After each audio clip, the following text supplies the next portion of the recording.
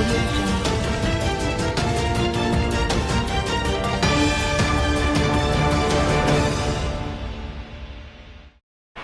5 terdakwa korupsi terkait penerimaan dan pemberian uang dalam mutasi jabatan di lingkungan pemerintah Nganjuk, telah mengikuti sidang dan dijatuhi hukuman. Persidangan yang digelar di Rutan Medaeng Cabang Kejaksaan Tinggi Jawa Timur, dan Pengadilan Tindak Pidana Korupsi pada Pengadilan Negeri Surabaya secara virtual ini, dipimpin oleh Ketua Majelis Hakim I Ketut Suwarta dan anggota Majelis Hakim Emma Eliani serta Abdul Ghani. Kelima terdakwa tersebut ialah Dupriyono Camat Pace, Tri Basuki Widodo mantan Camat Sukomoro, Edi Srianto Camat Tanjung Anom, Haryanto Camat Berbek dan Bambang Subagio Camat Loceret. Dalam pembacaan putusan, terdakwa, Dupriyono, Tri Basuki Widodo, dan Edi Srianto, dikenakan pasal 5 ayat 1 huruf B Undang-Undang Nomor 31 Tahun 1999, sebagaimana diubah dan ditambah dengan Undang-Undang Nomor 20 Tahun 2001, tentang perubahan atas Undang-Undang Nomor 31 Tahun 1999,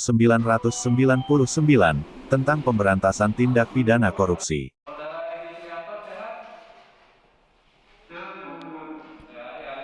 Sedangkan, terdakwa Haryanto dan Bambang Subagio, dikenakan pasal 5 ayat 1 huruf B Undang-Undang Nomor 31 Tahun 1999, sebagaimana diubah dan ditambah dengan Undang-Undang Nomor 20 Tahun 2001, tentang perubahan atas Undang-Undang Nomor 31 Tahun 1999, tentang pemberantasan tindak pidana korupsi junto pasal 55 ayat 1 ke 1 KUHP.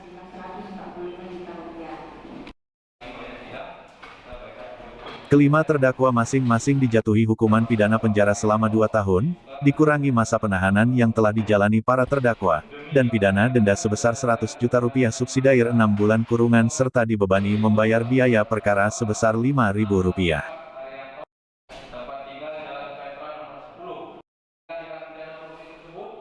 Adi Wibowo, kuasa hukum salah satu terdakwa, menyatakan, putusan hakim semata-mata hanya melihat bab, fakta persidangan kurang dipertimbangkan. Menurutnya, kliennya tidak seperti yang didakwakan. Saat ini ia menyatakan pikir-pikir, apakah akan melakukan upaya banding atau tidak.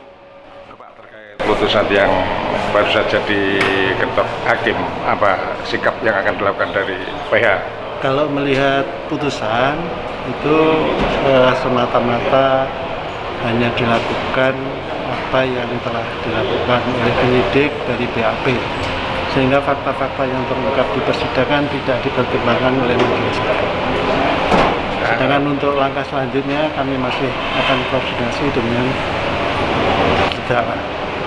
Kira-kira apakah akan mengajukan banding atau kasasi, Pak?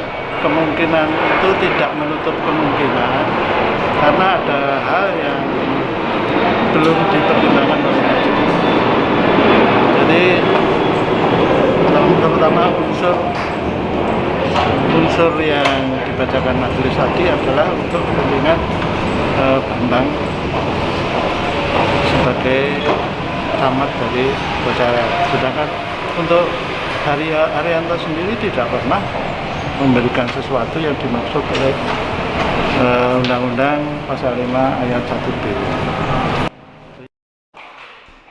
Sementara Kajari Nganjuk, Nopi Tenopero Saud, mengatakan, vonis kelima terdakwa sama dengan tuntutan jaksa. Menanggapi vonis hakim, pihaknya juga menyatakan pikir-pikir. Pak, bisa jelaskan untuk hasil vonis dari 5 camat yang terduga kasus korupsi Pak Nopi? Pada hari ini memang Pengadilan Tindak Pidana Korupsi pada Pengadilan Negeri Surabaya telah menjatuhkan putusan terhadap 5 terdakwa dalam perkara berkaitan dengan Bupati Nganjuk. Diputus berapa kali? Sesuai putusan pengadilan, mereka berlima ini diputus masing-masing 2 tahun penjara dan denda masing-masing sebesar 100 juta subsidiar 6 bulan penjara. Kelimanya sama. Sama, kelimanya sama di hukumnya. Putusan itu lebih ringan dari tuntutan atau bagaimana, Pak? Putusan majelis hakim itu sesuai atau sama dengan tuntutan jaksa penuntut umum dalam perkara ini. Yang menjadi dasar atau alasan jaksa dari menuntut 2 tahun dulu apa?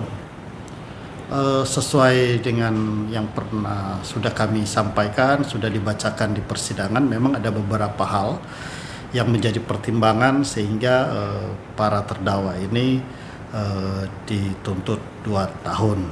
Pertama tentu pasal yang disangkakan memang minimal 1 tahun, sehingga kami menuntut di atas minimal.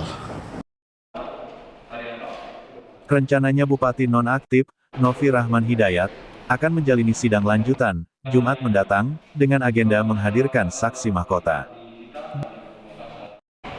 Dari Nganjuk, Siti Nur Khalifah melaporkan.